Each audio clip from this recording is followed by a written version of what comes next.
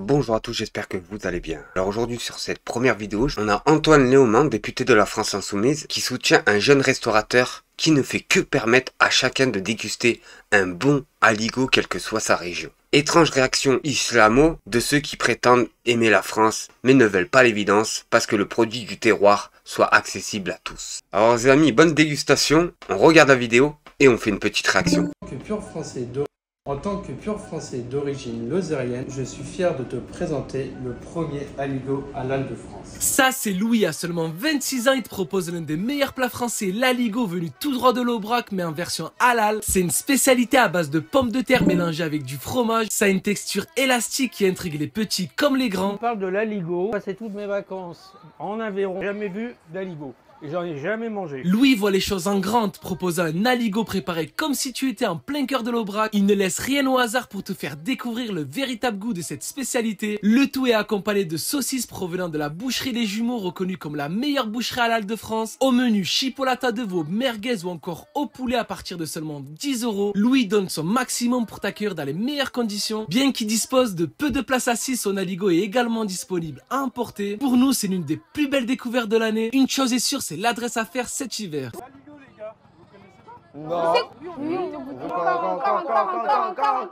Ce qui est bien les amis, c'est qu'il fait découvrir des nouveaux aliments aux jeunes qui n'ont pas l'habitude de manger des choses pareilles. Et ça, je trouve ça excellent les amis. Même moi les amis, l'aligot je connais pas, parce que je crois que c'est à base de porc si je me trompe. Il a remasterisé tout ça en halal. Et pour tous ceux qui habitent en Île-de-France ou à côté, voici l'adresse, 112 rue d'Amréron à Paris. Je vois que sur la photo on la voit pas, vous voyez là c'est un restaurant fermé, là c'est fermé aussi.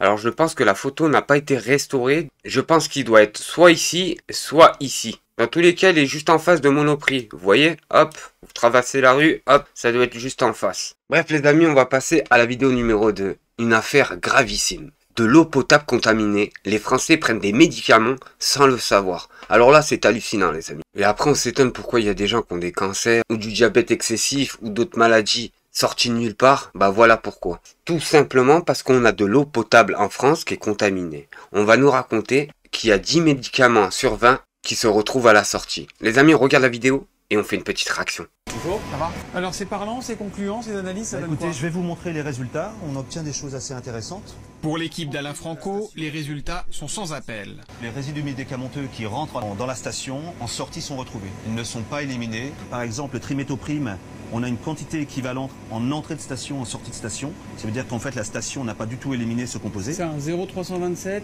et 0,287. C'est quoi le trimétoprime? Le trimétoprime, c'est un antibiotique. On a éventuellement le Dicac aussi, qui est un anti-inflammatoire très utilisé, qui lui aussi est présent en quantité assez importante et qui passe à travers la station d'épuration.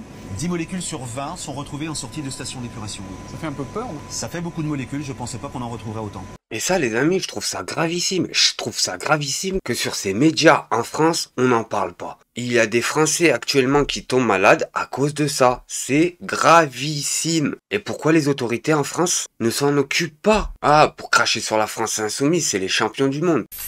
On va reparler de l'embrouille qui s'est passé à l'Assemblée entre le député Antoine Léaumont et le mercenaire d'Emmanuel Macron. Les amis, il y a Antoine Léaumont qui nous explique. Retour sur ce qui s'est passé jeudi soir à l'Assemblée nationale. Je regrette que monsieur Turquois n'ait pas simplement présenté des excuses et qui ait cherché à légitimer son comportement sur les drapeaux. Un coup de sang peut arriver, mais son attitude depuis est décevante. Les amis, on regarde la vidéo et on fait une petite réaction. Sur un événement qui s'est produit en fin de journée, parce qu'il m'a touché personnellement, je vous en parle et peut-être que vous avez vu passer ça. Il y a eu une scène de tension très forte dans l'Assemblée nationale, puisque lors d'une suspension de séance, un des députés du MoDem est d'abord allé agresser, littéralement, il n'y a pas d'autre mot, un collègue du Parti Socialiste, il pointait son doigt comme ça, alors je n'entendais pas ce qu'il lui disait depuis là où j'étais, puisque moi-même j'étais en bas de l'hémicycle, mais je le voyais pointer son doigt, être très menaçant, et je lui ai demandé depuis le bas de l'hémicycle de sortir de l'hémicycle, de manière peut-être un peu véhémente, mais je lui ai dit sortez de là, ça suffit, pas de violence, etc. Il est descendu, il a commencé à sortir, mais au passage, il est venu me dire que à cause de moi, il était menacé personnellement parce que je l'aurais menacé sur les réseaux sociaux. Ce n'est pas vrai, je ne crois pas avoir fait de tweet concernant ce député du MoDem, et d'aucune manière, à aucun moment, je n'ai d'une quelconque façon appelé à menacer qui que ce soit. Par ailleurs, et je le dis ici, si monsieur, donc le député du MoDem mis en cause dans cette histoire, a reçu des menaces, si des proches de monsieur Turquois ont reçu des menaces en raison de son engagement politique à lui, je considère que c'est inacceptable. Par contre, je considère qu'il est normal de pouvoir interpeller un député, de pouvoir lui envoyer des mails, de pouvoir y compris lui demander de retirer des amendements, parce que les députés sont les représentants de la souveraineté du peuple et ils sont là pour faire appliquer les décisions du peuple. Ils ne sont pas autre chose que cela. Bien sûr, ils ont des convictions politiques personnelles, bien sûr, ils les portent dans l'hémicycle, bien sûr, ils sont élus sur la base d'un programme, mais quand les citoyennes et les citoyens demandent d'une manière écrasante l'abrogation de la réforme des retraites, on est à autour de 75% des Français qui veulent l'abrogation de la réforme des retraites, eh bien quand les citoyens envoient des mails à leurs députés, ça n'est pas une action politique anormale, c'est une action politique normale. Et si les mails sont nombreux, eh bien c'est parce qu'il y a beaucoup de gens qui demandent cette abrogation de la réforme des retraites. Donc, considérer que recevoir des mails, c'est une activité anormale quand on est député, je ne suis pas d'accord avec ça. Considérer que c'est anormal de recevoir des menaces, pour soi, pour sa famille, pour les autres, je suis en revanche d'accord avec ça. Et sur ce point-là, quoi qu'il arrive, je donnerai raison à n'importe lequel de mes collègues. Mais par contre, quand un député me dit ça dans l'hémicycle, que je lui demande de sortir de l'hémicycle parce qu'il a déjà eu un comportement agressif vis-à-vis d'un autre collègue, qu'il revient vers moi d'une manière menaçante, ça je considère que c'est anormal dans la sphère politique. On ne peut pas dire, d'un côté, dénoncer des menaces que l'on subirait soi et être soi-même menaçant avec les autres. Ça non, ça n'est pas respectueux ni du débat démocratique, ni de ce qu'est censé être l'Assemblée nationale, le lieu de la représentation de la souveraineté populaire. Alors à l'issue de cette scène tumultueuse, j'ai fait un rappel au règlement parce que je tenais à dire aussi que nous, les députés insoumis, en raison d'un certain nombre de mensonges qui sont tenus à notre sujet, eh bien nous recevons des menaces de mort, parfois qui visent nos familles, et malheureusement, je ne vois pas du côté des macronistes, j'interpelle souvent d'ailleurs Madame Yaël Braun-Pivet, la présidente de l'Assemblée nationale, sur les menaces de mort que nous recevons nous, je n'ai pas vu jusqu'à présent de grands messages de soutien de la part des macronistes lorsque ce sont des insoumis qui sont menacés de mort, et je suis choqué du fait qu'il n'y ait pas la réciproque, c'est-à-dire moi, si des gens reçoivent des menaces, je suis toujours dans le soutien, et je suis choqué qu'il n'y ait pas la réciproque de la part d'un certain nombre de collègues. Je veux quand même... Mais ce qui dérange les mercenaires de Macron réellement, vous voulez savoir c'est quoi? C'est que la France insoumise ne fait que monter, pendant que le parti des mercenaires de Macron ne fait que descendre à chute libre. Et voilà pourquoi ils sont à bout de souffle. Et voilà pourquoi ils se permettent d'agresser des députés à l'Assemblée. Et heureusement pour eux qu'ils ont les télévisions dans la poche, on le voit bien sur tous les médias, à croire que c'est la France insoumise qui a cherché la bagarre. Non les amis, détrompez-vous. La France insoumise, François Léaumont, vous voulez séparer. Vous voulez juste que ce mercenaire se calme. Mais lui, vu qu'il sortait d'une cuite, vu que les mercenaires d'Emmanuel Macron sont tous à bout, sont obligés de boire, du coup il l'a pris mal, il s'est enflammé, il a cherché la bagarre. Tout simplement. Et là les amis, sur cette troisième vidéo, on a Arnaud Klaesfeld. Oui, celui-là qui a les clés de toutes les télés en France. Celui-là nous explique qu'il revient sur le plan de Keir Starmer pour réduire l'immigration. Sa seule solution est d'empêcher qu'il rentre. Les amis, quand il parle d'immigration, on se croirait dans Game of Thrones. Les amis, on regarde la vidéo et on fait une petite réaction. 9 sur 10 ne quittent pas le territoire. Précisément. J'étais président de l'Office de l'immigration et de l'intégration. Et j'en étais arrivé à la conclusion suivante, c'était il y a 12 ans, hein, donc je peux la répéter aujourd'hui, c'est que... Ces personnes-là, c'est tous les mêmes. On les reconnaît vite. Ils n'ont pas un emploi, ils n'ont pas 2 emplois, ils ont 50 emplois. Le mec, il est écrivain, philosophe, boulanger, avocat, président de la commission. C'est un truc de fou, les amis. Par contre, vous, je vous le répète, pour trouver un bon boulot en France, va falloir se gratter la tête. Une fois que les gens sont sur le territoire, il est quasi impossible de les renvoyer chez eux. Donc la seule solution, c'est d'empêcher qu'ils rentrent. C'est tout, et que les demandes d'asile soient traitées à l'extérieur de l'Europe. Et je crois que c'est en tous les cas, je ne vais pas le mettre dans ma bouche, mais je le mets dans la bouche d'autres. Beaucoup pensent que l'Europe va se transformer en forteresse et que on fera rentrer ceux qu'on veut faire rentrer, le droit d'asile demeurera, mais il sera traité en dehors de l'Europe, et on fera venir ceux qui ont une chance raisonnable d'obtenir. Voilà c'est quoi le plan les amis, hein. Il vient de vous l'expliquer, il est en train de l'expliquer là. C'est que fortifier l'Europe, presque on va mettre des murs et des barbelés,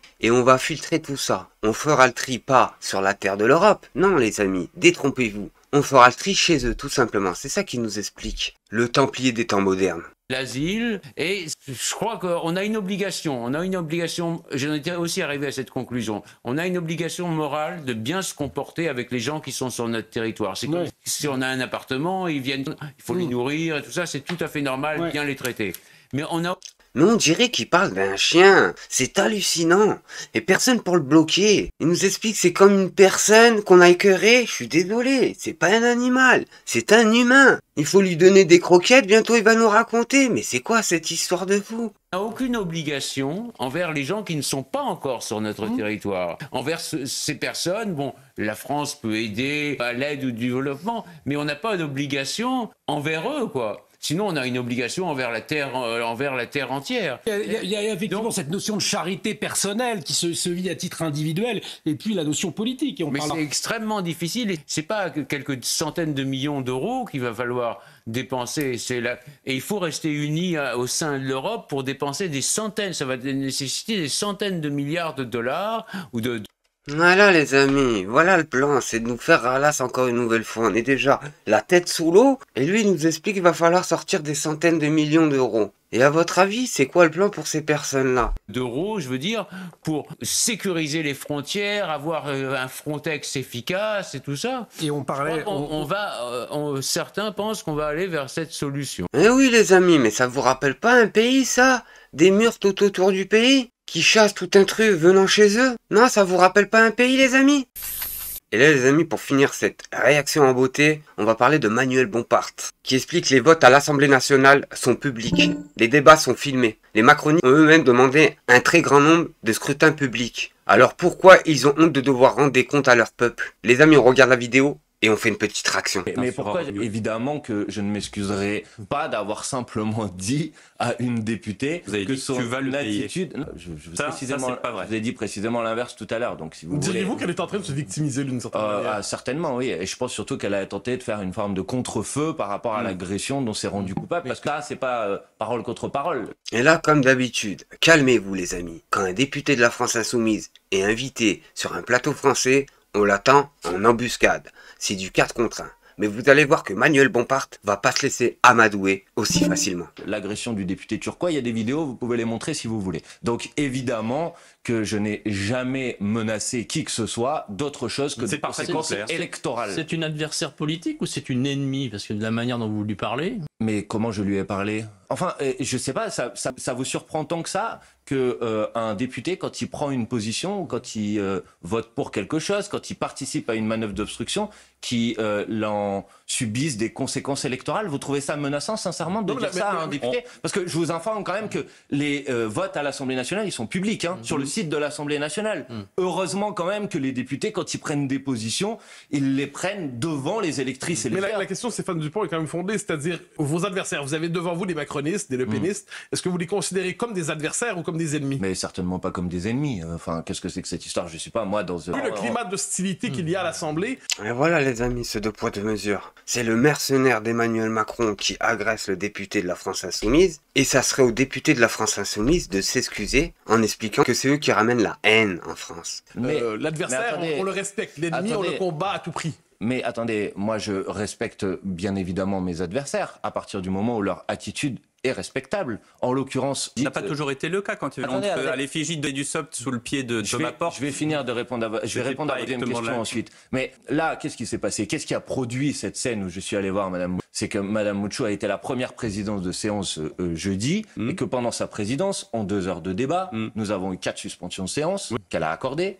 10 rappels au règlement, et que en 2 heures de débat... C'est fondé, ça, j'imagine. C'est sur du désordre où elle n'a pas suspendu les séances. C'est l'arroseur arrosé, vous êtes spécialiste de ce genre de choses. Je vais vous montrer à quel point ce n'est pas un problème d'adversaire, d'ennemi ou je ne sais pas quoi. C'est que les séances suivantes dans la journée, elles ont été présidées d'abord par monsieur Lescure, qui est lui-même est macroniste aussi. Et il n'y a eu aucun incident. Parce que lui, il a respecté une organisation du débat. Non, elle a...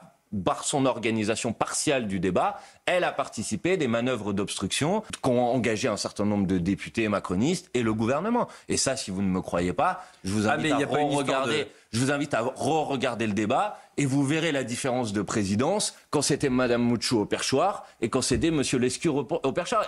Ce qui nous explique Manuel Bompard, C'est qu'ils sont tous achetés, tout simplement. Pourtant, monsieur Lescure n'est pas de ma famille politique, vous voyez? Donc oui, bien évidemment, ils ont participé d'une manœuvre d'obstruction, et j'assume de dire que dans ces circonstances-là, on doit en assumer les conséquences d'un point de vue électoral. Bref les amis, c'était tout pour aujourd'hui. N'oubliez pas, un petit like, un petit commentaire, ça fait toujours plaisir. Merci à tous.